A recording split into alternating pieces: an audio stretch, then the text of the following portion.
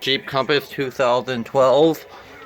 I have tire wear on the inside of both of my rear tires, and the bearing's been replaced, placing the rotors and brake pads now.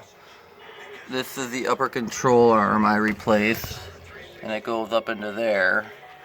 So I do have a little bit of play on the axle here. I can like shake it in and out a little bit. I'm not sure if that's how it's supposed to be. So that could be my one issue. Otherwise, there's that boot in there. Looks a little bit rusted, which comes into here.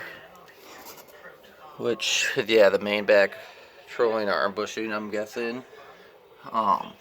And then there's a little linkage.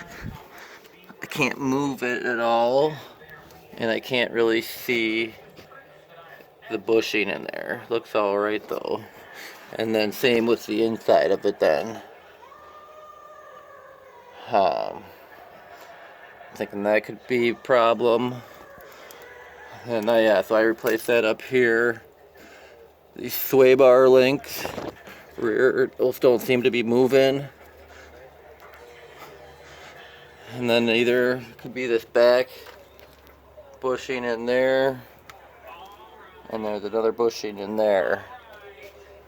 And then this guy looks like it's boot's fine. So yeah, I'm getting wear on the inner tires, so trying to figure that out here, why.